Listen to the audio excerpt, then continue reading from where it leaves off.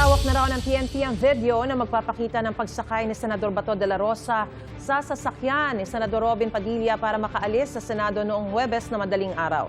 Eksakto isang linggo matapos ang gulo sa Senado, iginiit ng DILG na walang nangyaring pag-atake roon batay sa mga isinapubliko nilang CCTV footages. May unang balita ang kasama nating si Ivan Mayrina. Ito ang makuha ng CCTV na mangyari ang putukan sa Senado noong Miyerkules, May 13. Kita ng mga tauhan ng Office of the Senate Sergeant at Arms o OSAA, ang mga taga-NBI na nasa GSIS. General Aplasca called in the OSAA operatives, including the PNP and the Marines, and gave the order to lock and load. In his order, you could see the Marines were cocking their guns. So it was lock and load. After which he proceeded to the hallway leading to the doorway where the NBI were previously reconnoitering.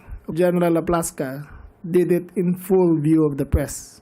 In normal situations, if there is a perceived confrontation, you will clear the building of all personnel because of possible stray fire. However, he allowed them to follow.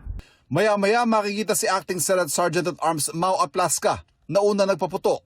Mind you, there was nobody there. Gumanti ng putok kay sa NBI agent habang umaatras palayo sa mga taga-OSAA. Cover fire ang tawag dito ng pulisya hanggang sa nasundan pa ito ng sunod-sunod na putok ng baril.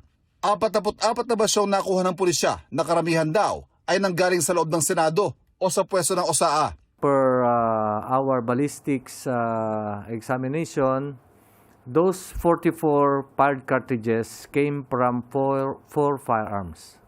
So meaning, meron tayong 4 na shooter. Bukod kay Aplasca, tukoy na raw nila ang iba pang nagpaputok ng baril. Inilabas din ng PNP ang CCTV sa GSIS. Nasa 29 na mga taga-NBI ang nakadeploy sa GSIS, nakatabi lang ng Senado. Malinaw daw na hindi naka-tactical gear o wala sa formang makikipagbakbakan ng mga taga-NBI. Taliwas na naging galaw ng OSAA at ng mga kasama nilang Marines.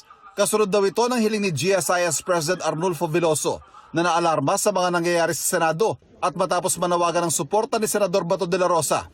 May mga lagusan kasi mula sa Senado papasok sa GSIS at malalagay sa peligro ang mga mamahaling painting na nasa loob at ang seguridad ng gusali kapag nagkagulo sa Senado. Pero bago pa raw yan, umaga pa lang, ay may ginagawa ng pagpapaigting ng seguridad ng GSIS sa kanilang mga lagusan. Alam daw ito ng maintenance management ng GSIS at Senado. They had duly informed the maintenance of the Senate that there was going to be drill work going on in all the doors of the Senate of the GSIS connecting to the Senate. So, hindi gulatan to . At base raw sa resulta ng kanilang investigasyon, malinaw niya na walang nangyaring pag-atake sa Senado. All evidence points that there was no attack on the Senate. I would like to repeat, all evidence points that there was no attack on the Senate. Taliwas ito sa nauna na iginiit ni Senate President Alan Peter Cayetano. I don't think there's any question. The Senate is under attack, was under attack. Isa raw gun-related incident ang nangyari. Sa kabila ng sumpina na isumite ang kanyang ginamit na baril, hindi raw sumipot sa CIDG si Aplasca. Sinisikap namin makuha ang kanyang panig, gayon din si Cayetano tungkol sa mga pahayag ng DILG. Naniniwala rin si Senador Raffy Tulfo na walang nangyaring pag-atake. Nagkaroon ng kaguluhan dahil may nagpaputok. Doon naman nag-umpisa . So, literally, if you look at the perspective on a military perspective, for me, walang attack doon. Kasi, nag-warning shot, sabi ni Sergeant Arms . Tapos ngayon, gumanti itong isa. So sila lang ang nag-aaway, dalawa. Walang kinalaman yung mga senators. Panawagan ng mga senador, magkaroon ng malawak, impartial at komprehensibong investigasyon. Just to be fair, I want to see the independent investigation. Meaning dapat ang Senado rin maimbestigahan.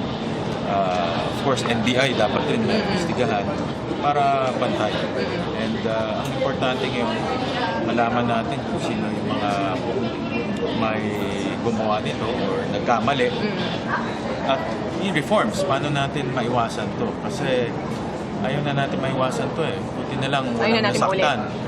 Ayaw natin maulit to. Ang ombudsman pinapasumite ang mga pangalan ng media na nasa Senado noong May 13 hanggang 14. Hawak na rin daw ng pulisya pero hindi pinakita ang pinakamahalaga ebidensya, ang pagsakay umano ni De La Rosa sa puting SUV na pag-aari ni Senador Robin Padilla. Ang puting SUV yung sasakyan na nakuha na ng GMA News sa lumabas sa Senado noong alas 2:30 na madaling araw noong May 14. Po, sasakyan ko po yan. Kinumpirma ni Padilla na sa kanya ito. Sa panayam ng 24 oras, binigyan din ng DOJ na ang paglabas si Senador De La Rosa sa Senado ay nangyari habang siya ay nasa protective custody nito. The Fortuner, white Fortuner, and personalities going out from the Senate, particularly makita natin doon ang Senator Bato and Senator Padilla, and going to the vehicle na Fortuner. Na pag-aari. Makita na natin yung video nun. Simpleng pagkakaintindi po namin, no? Nung sinabing nasa protective custody nila, nasa kanila si Senator Bato. So, kaya pag wala na yung legal impediment to serve yung arrest warrant, di ba? Dapat, pag hiningi sa kanila ng Department of Justice, ready dapat ang Senadong i-turn over si Senator Bato.